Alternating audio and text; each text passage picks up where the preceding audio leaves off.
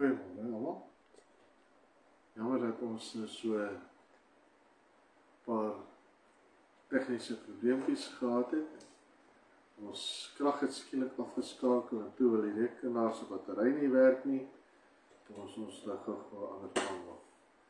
Baie dankie dat julle saam met ons gaan sit rondom die woord en ons kyk of ons kan leer vandag met die kosbare woord van die Here. En voordat ons begin, kom ons bid weer saam.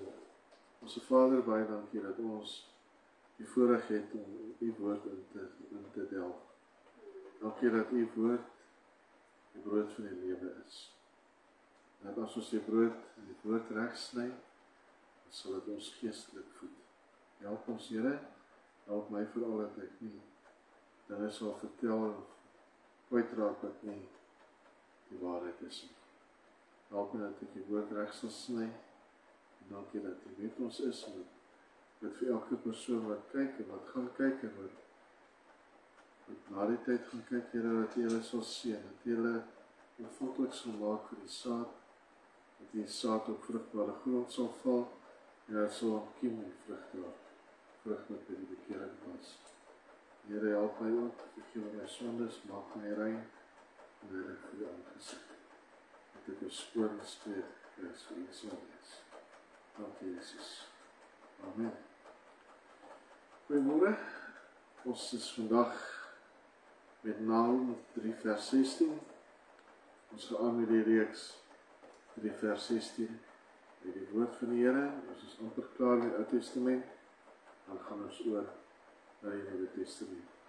Dit reën baie lekker buite. Ons is so dankbaar vir die reën wat val. In die afgelope tyd was dit maar droog hier in Oos-London. So, ja, as jy 'n agtergrond klanke hoor van die reën wat val, kom ons loof en prys die Here sy goedheid en sy getrouheid. So kom ons lees, maar voordat ek in die woord begin, is my tema vanmôre: wat leer jy jou kinders? Wat leer jy jou kinders? Kom ons lees. Nahum 3 vanaf vers 15. Daar sal die vuur jou verteer, die swaard jou uitroei, jou verslind net soos voetgangers sprinkane, al vermenigvuldig jy soos voetgangers, al vermenigvuldig jy soos treksprinkane, al het jy jou koopmans meer gemaak as die sterre aan die hemel, die voetgangers vervel en vlieg weg. Jou wagters is soos treksprinkane en jou amptenare is soos swerms sprinkane wat op 'n koue dag op die heining sit. Die son breek deur en hulle vlieg weg en niemand weet waar hulle beland het nie. Jou herders slymer, o koning van Assur. Jou edeles lê daar, jou volk is op die berge verstrooi en niemand versamel hulle nie. Daar is geen herstel vir jou verbreking nie. Jou wond is ongeneeslik. Almal wat die tyding omtrent jou verneem, slaan hulle hande saam oor jou, want oor wie het jou boosheid nie voortdurend heen gegaan nie. Ons lees hier in Nahum van koning Assur. Dit is die Assiriërs, die koning van Nineve.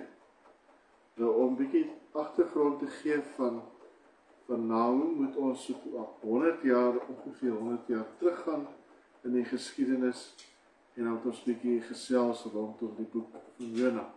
En Jona het ook vir die Assiriërs gaan preek. Hy het ook vir hulle 'n bekeringsboodskap persoonlik aflewer, nadat hy so 'n bietjie ompad gedraai het, ompad gevat het, omdat hy nie wou gehad het dat die Assiriërs God se boodskap van redding moet hoor nie. Want die Assiriërs was wrede mense, hulle het die mense baie leed aangedoen en die Israeliete het 'n paar keer deurgeloop onder hulle vreedheid. So hier is Jona nou, en hy moet vir die Assiriërs, vir die koning van Ninive, die inwoners van Ninive, 'n boodskap van redding en bekering gaan verkondig. Maar hy wou eintlik, glo ek in sy hart, waar hy gehad het, dat hierdie Assiriërs deur God vernietig word. Want hoekom moet hy nou 'n boodskap van redding gaan gee vir 'n nasie wat so wreed is, wat die Israeliete aangeval het, en wat die Israeliete wraaksugtig teenoor hulle was, en wat hulle baie sleg behandel het. Hoekom het God besluit om vir die Assiriërs 'n boodskap van redding aan te kondig? So wat is Jona se plan van aksie toe? Hy gaan vir hom 'n kaartjie koop, om beskip te vaar in 'n heel teenoorgestelde rigting as Ninive. Hier is hy nou, hy het 'n kaartjie gekoop op 'n skip, en hy is op pad Spanje, Tarsis. En soos God dit toe beplan het, is daar 'n storm op die see, hy word uit die boot uit gegooi, 'n vis kom verby en hy sluk hom in, en 3 dae later spoeg die vis hom uit op die seeoewer, en hier is hy nou op die oewer van die see, van die see, en hy is oortrek met die gemors, en die ingewandes, en die maagsappe, en wat ook al van die vis. Ek dink nie dit moes 'n baie aangename tyd in die maagse van die vis gewees het vir Jona nie. Dink jouself in, hier sit jy nou vir 3 dae en 3 nagte in die ingewande van iets wat jou ingesluk het. Dit moes seker baie sleg gewees het vir Jona. Maar Jona was ongehoorsaam, en God het 'n woord gehad vir die Assiriërs. Hy het 'n woord gehad van redding, 'n boodskap van redding en bekering vir die koning van Assirië en vir die mense, inwoners van Ninive. En maak nie saak wat so gebeur het nie, daardie boodskap sal afgelewer word vir die mense waarvan God dit bestem het. Is dit ook nie wonderlik wanneer God 'n boodskap vir jou het, dat daardie boodskap tot vir jou sal uitkom, maak nie saak as daai persoon wat die boodskap vir jou moet bring, miskien 'n dag of wat laat is nie, maar die boodskap gaan by jou uitkom. En wanneer God vir jou 'n boodskap gee of vir iemand te gaan oordra, wees gehoorsaam, doen dit dadelik. Amen. So hier is Jona nou. Hy moet vir die Ninive mense gaan vertel dat God vir hulle 'n boodskap gegee het van redding. En hy gaan toe. En hy gaan verkondig die boodskap. Dit moes 'n baie kort boodskap gewees het. Dit was 'n baie kort boodskap, want ons lees in Jona 3 vanaf vers 4. En Jona het begin met 1 dagreis ver die stad in te gaan, en het gepreek en gesê, nog 40 dae dan word Ninive verwoes. Dis al wat hy gesê. Nog 40 dae dan word Ninive verwoes. Ninive was 'n massiewe groot stad. Ons lees dat hy van die een kant en die ander kant toe was 3 dagreise ver. En in daai tyd is 1 dagreis omtrent so 25 km. So van een kant van Ninive tot op die ander kant was 75 km lank gewees. En Jona het 1 dagreis in die stad ingegaan, en hy het die boodskap verkondig, nog 40 dae, dan word Ninive verwoes. So wat het die Ninive mense toegedoen? Hulle kon die boodskap aanvaar, kon aangegaan het met hulle lewe asof daar niks gebeur het nie, of hulle kan my boodskap aanvaar het en tot bekering gekom het. Maar kom ons lees verder, vers 5. En die manne van Ninive het God geglo en 'n vasdag uitgeroep. En groot en klein het hulle met rougewaad beklee. En toe die berig die koning van Ninive bereik, het hy opgestaan van sy troon en sy mantel afgehaal en in rougewaad gehuld in die as gaan sit. En hy het in Nineve laat uitroep en sê, op las van die koning en sy groot manne, geen mens of dier, beeste of klein vee mag aan iets proe nie. Hulle mag nie wyn of water drink nie, maar mens en dier moet 'n rougewaad om hê, en hulle moet ernstig tot God roep, en elkeen moet hom van sy verkeerde weg bekeer, en van die onreg wat aan sy hande kleef. Wie weet of God nie sal omkeer en berou sal hê nie, sodat hy hom afwend van die gloed van sy toorn en ons nie verslaan nie. En God het hulle werke gesien dat hulle al bekeer het van hulle verkeerde weg. Toe het God berou gehad oor die onheil wat hy gesê het dat hy hulle sou aandoen. En hy het dit nie gedoen nie. Die mense van Nineve het 'n opregte berou gehad en God het sy plan om hulle uit te delg, het hy daarteen besluit. Hy sê, wie weet of God nie sal omkeer en berou sal hê nie, sodat hy afwend van die gloed van sy toorn en ons nie vergaan nie. En vers 8 sê, en elkeen moet hom van sy verkeerde weg bekeer en van die onreg wat aan sy hande kleef.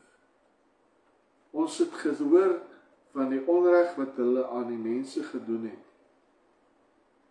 Hulle was wreedaards. Hulle was moordenaars. Hulle was sondaars. Maar God het berou gehad oor hulle. God het 'n bevel uitgestuur vir Jona om vir hulle te gaan leer, te gaan sê, bekeer julle van julle verkeerde weë en julle sal gered word. Is dit nie fenomenaal nie? Hulle almal het hulle bekeer van hulle verkeerde weë. Ek glo dit was 'n opregte bekering gewees. Want God ken jou hart. God ken die hart van die mens. As dit 'n skynheilige bekering was, sou hy hulle nie vergewe het. As hy voortgegaan het met sy plan om my stad uit te delg. En Jona, op sy beurt, wat het hy toe gedoen, toe hy sien dat God die mense vergewe het. En Jona het toe die volgende gedoen.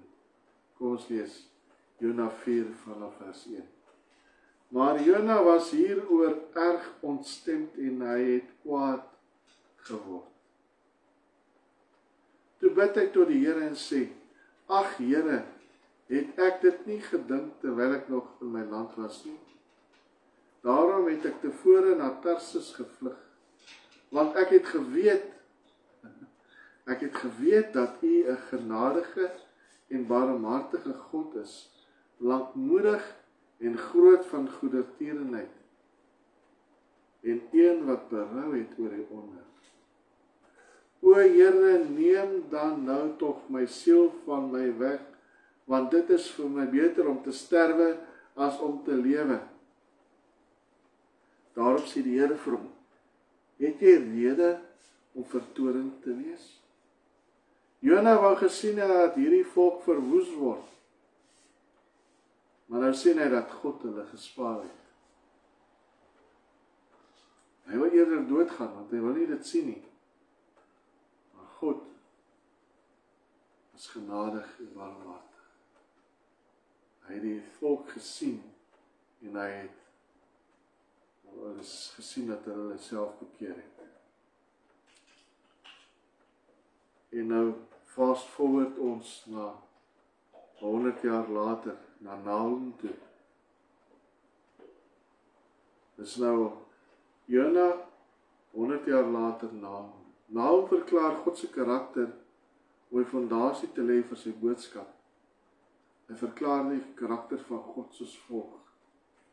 Nahum 1 van vers 2. 'n jaloerse God en 'n werker is die Here.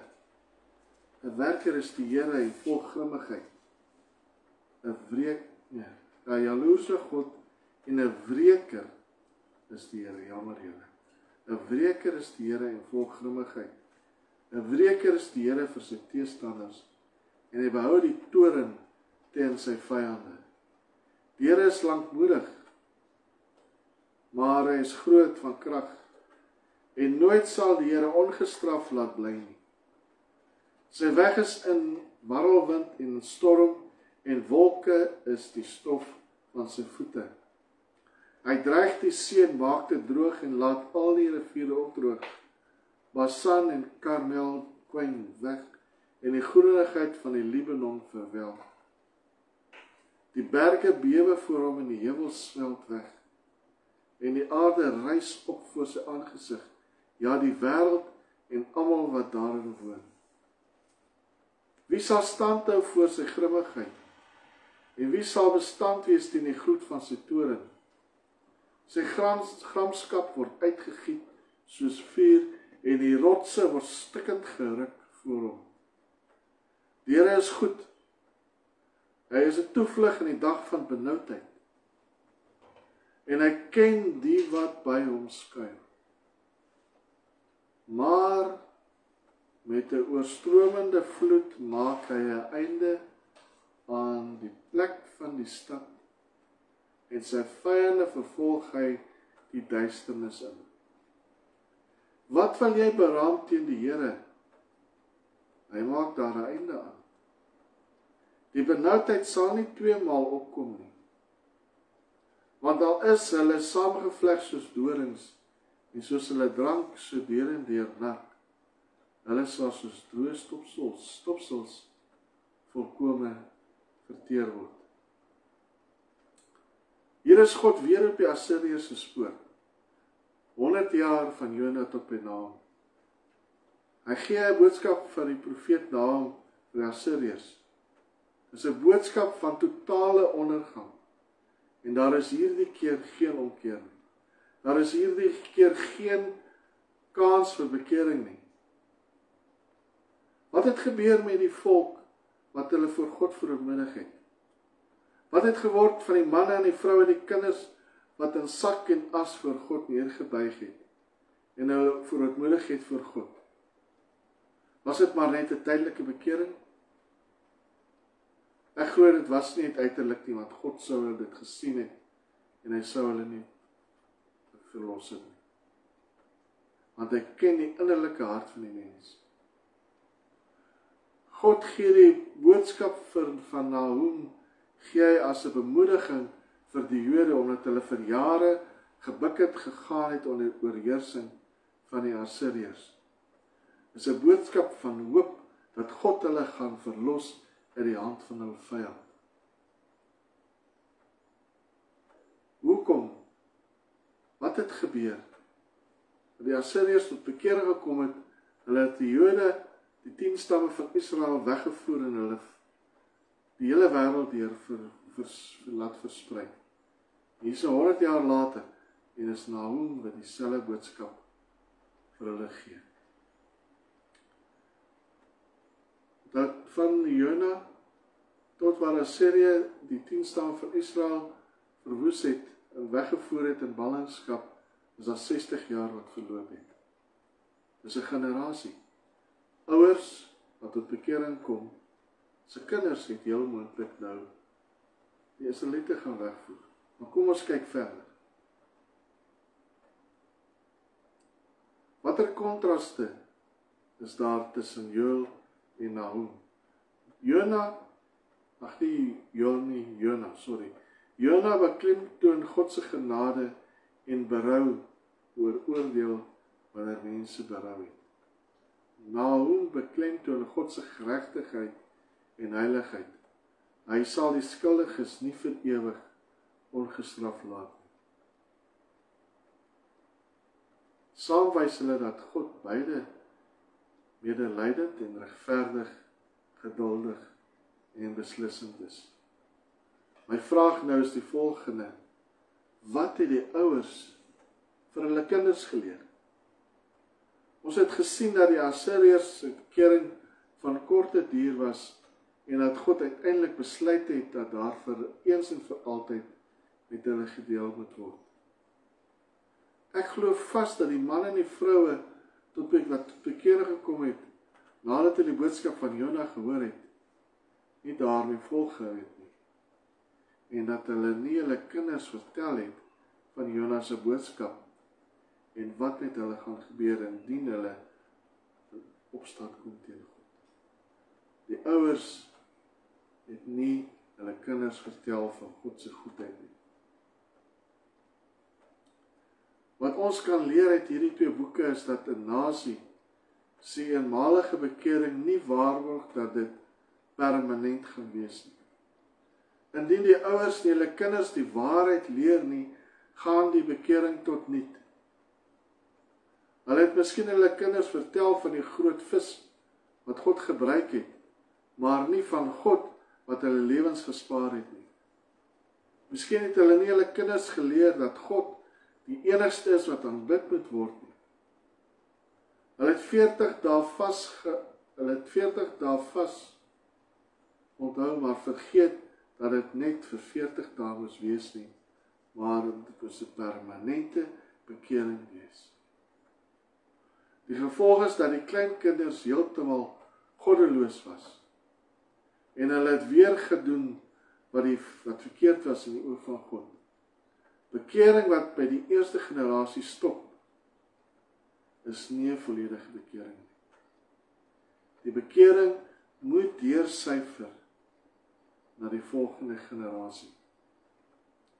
Herlewing is goed, maar is beter as dit veroorsaak dat die kinders en hulle kinders ook die waarheid geleer word. Baie belangrik is die feit dat ons as ouers ons kinders moet leer in woord en in daad. Moenie hulle leer net met jou woorde nie, leer hulle met jou aksies ook. Dit help nie jy leer jou kind om nie te vloek nie, maar jy vloek soos 'n matroos vir jou vriende nie. Dit help nie jy leer jou kind om gehoorsaam te wees aan jou as ouer nie, maar jy is ongehoorsaam aan God nie. Jou doen en late moet ooreenstem met jou woorde wat jy spreek. Anders is jy skynheilig. En wanneer die kind uit die huis uit gaan, rebelleer hy teenoor jou.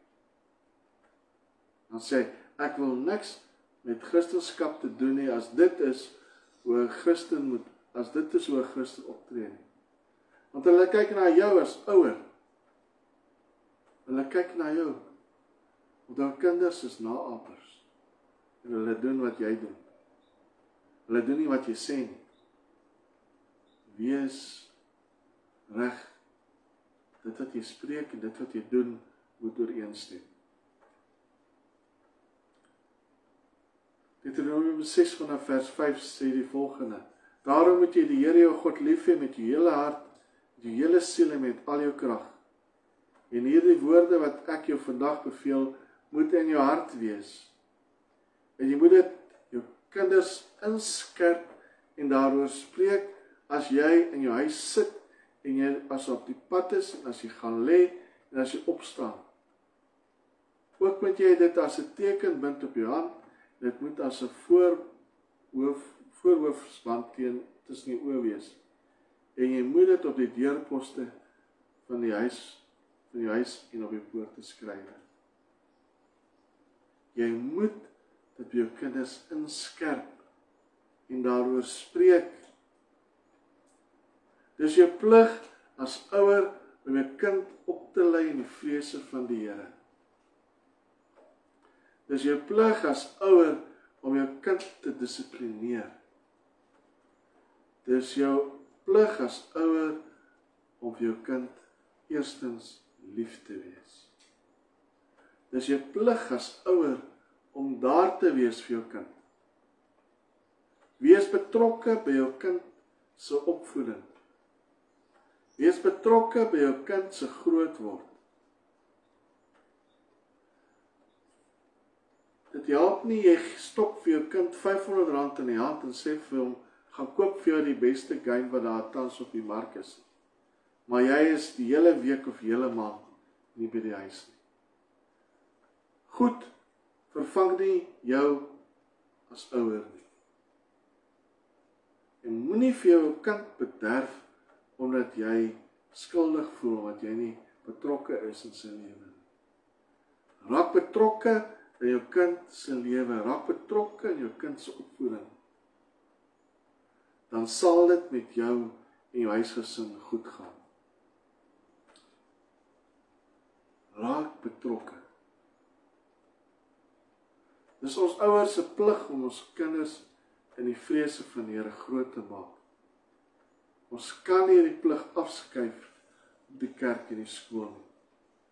Ek hoor so baie van kinders in die skole wat rebels is teenoor die onderwysers, omdat hulle nie ontzag het vir die mense wat oor hulle aangestel is. Hulle het geen respek vir die ou, vir die mense nie, omdat hulle nie dit leer in die huis nie. Want die ouers is nie betrokke by hulle nie. Daar is nie ouers wat hulle kan leer nie. Hulle stop vir hulle 'n foon in die hand, stop vir hulle 'n game in die hand, hulle stop vir hulle 'n tablet in die hand en sê, gaan hou jouself besig. Dan sit jy met jou foon en met wat ook al in jou hand en jy doen jou dinge wat jy wil doen. Raak ontslaaf van hierdie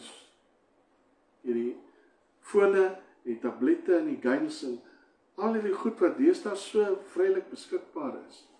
Sosiale media, ons moet detox van sosiale media. Raak betrokke. Wees daar vir jou kind, wees daar vir jou man, wees daar vir jou vrou. Ek praat met myself ook. Ons moet betrokke wees. Ons hoor so baie van kinders wat in gelowige huise groot word.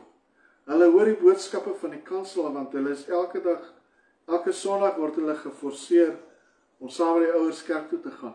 Hulle sit daar aan die bank en hulle hoor die boodskappe wat van die kansel af gespreek word. Hulle hoor die boodskappe wat deur die sonnaskoolonderwyser gepreek word. Hulle leer van Samuel. Hulle leer van Dawid en Goliat. Hulle leer van Jona en die vis. Hulle leer al hierdie mooi boodskapies.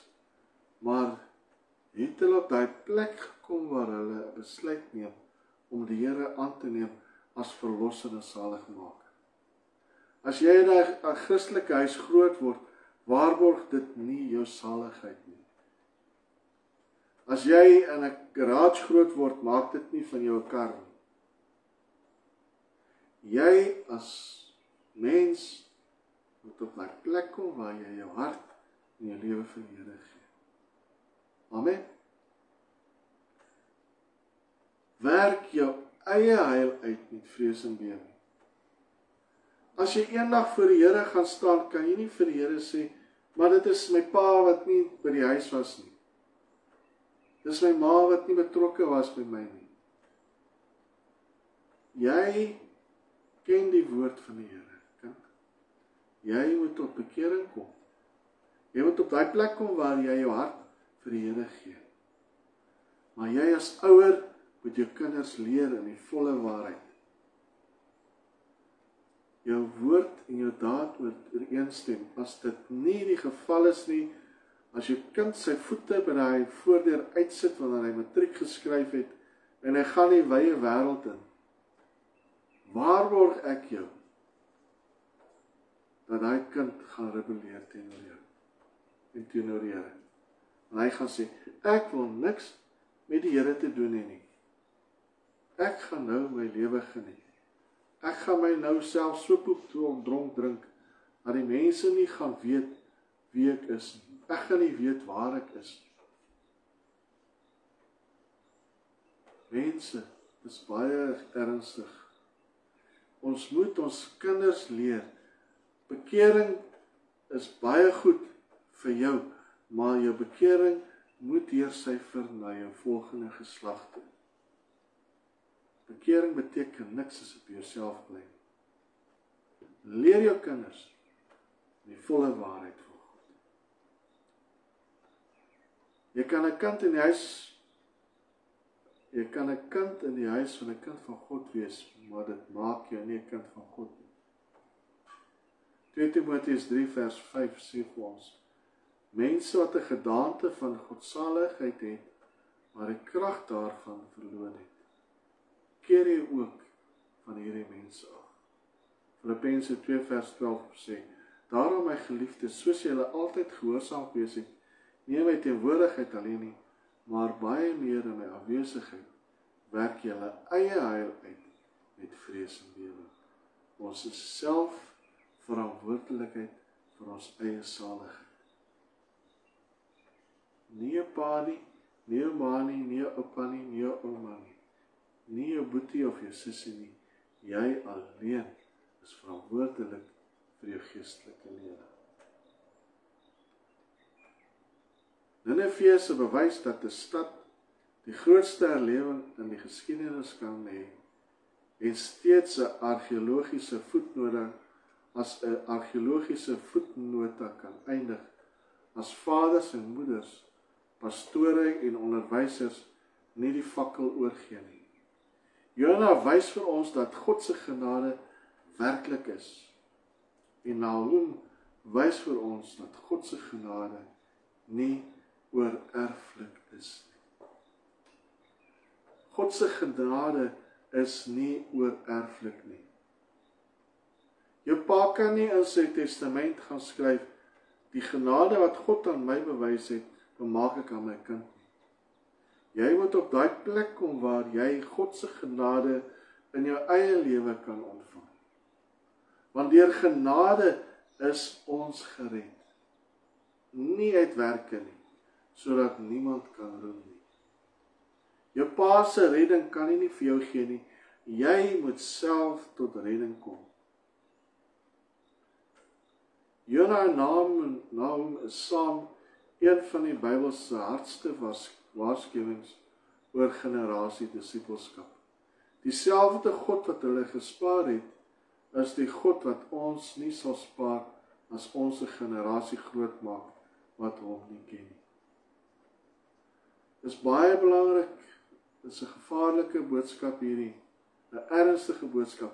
Ons as ouers het 'n verantwoordelikheid om ons kinders in die vrese van die Here groot te maak. Ons kan nie daardie plig versuim nie. Dis ons plig om dit te doen. Deuteronomium 4 vers 9. Neem jou net in ag en wees terdee op jou hoede, dat jy die dinge nie vergeet wat jy oë gesien het nie, en dat hulle uit jou hart nie wyk al die dae van jou lewe nie. En jy moet dit aan jou kinders en jou kindskinders bekend maak.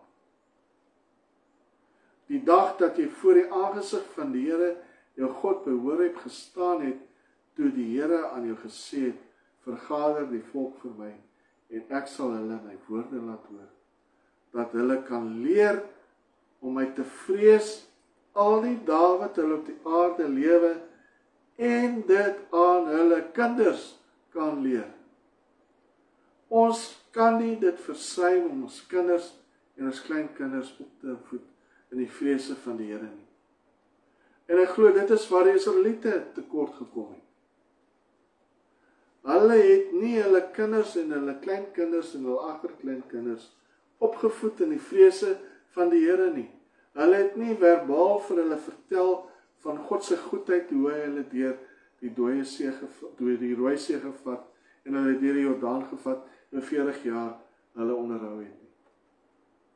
Indien hulle vertel het van God se goedheid en sy grootheid en sy almag, sou hulle nie agter afgode aangehardloop het nie. Sou hulle nie gerebelleer het nie. Maar die einde van die saak is, wat se keuse het jy wat jy voorstaan vandag? Is jy as kind het die woord van die Here gehoor? Wat doen jy daaromtrent?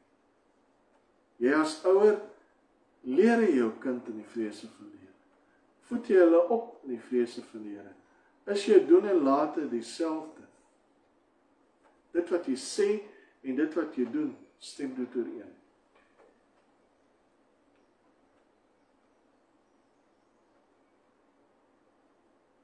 Daar's 'n goeie voorbeeld van 'n pa wat nie sy kinders opgevoed het nie. Ons lees, Eli het sy seuns bo God geëer en hulle nie ingehou of behoorlik opgelei nie. As gevolg daarvan het hulle goddelose priesters geword en oordeel het oor hulle hele huis geval. Dawid was dieselfde gewees. Dawid, 'n man na God se hart. Sy 3 seuns, Amnon, Absalom en Adonia. Dawid het hulle heel waarskynlik of blykbaar nooit reg gehelp of hulle gedissiplineer nie. 1 Konings 1 vers 6 sê hy van Adonia. Sy vader het hom nooit ooit mishaag deur te vra, waarom het jy so en so gedoen nie? Die gevolg daarvan is dat Adonia homself skuldig gemaak het aan vermoord, verkrachting, moord en rebellie. Die 3 seuns, Amnon, Absalom en Adonia. Dis kontrasterend teenoor Abraham, wat skryf in die volgende, Genesis 18 vers 19.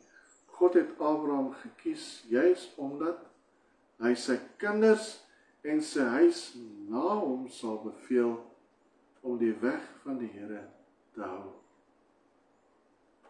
Kom jy as ouer jou plig na. Leer jou kinders. Lei jy hulle op in die vrese van die Here. As die Assiriërs dit gedoen het, sou hulle stad nie verwoes geword het. Sou hulle stad nie 'n argeologiese voetnota geword het.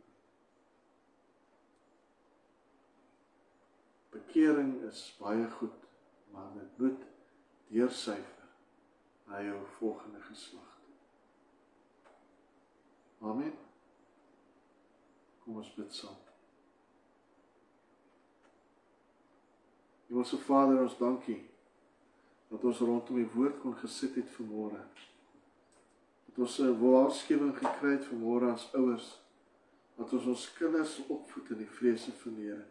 Dat ons hulle sal opvoed in die waarheid, dat ons hulle sal oplei in die vrese van die Here. En dat ons woorde en ons dade sal ooreenstem.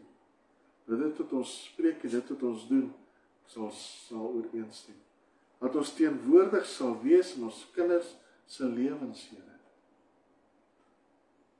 Dat ons sal moeite maak om ons kinders te leer in die vrese van die Here. En dat hulle ook 'n besluit sal neem om opreg tot bekering te kom. Dat daar 'n tydstip in hulle lewens sal wees waarop hulle knieë sal gaan en Jesus Christus as verlosser en saligmaker sal aanneem. En dat hulle 'n pad saam met die Here sal volg. 'n pad van heiligmaking, 'n pad van verootmoediging en respek. Ek bid dat dit vir ons elkeen in ons vermoë sal wees dat ons kinders sal opvoed. Help ons om gehoorsaam te wees aan die woord, Here. Die woord wat ons gespreek het vanmôre, dat dit op vrugbare grond sal val, Here. En ek loof en prys U, dat U is groot en almagtig. En U wil net die beste vir ons hê. Dankie, Jesus. Bid vir elke persoon wat luister, elke persoon wat gaan luister, dat Here sal seën, dat Here sal toevoeg aan U liefde. Dankie, Jesus. Amen. Dankie julle. Ons sal weer by mekaar wees volgende keer. Dankie julle. Amen. Wees geseën.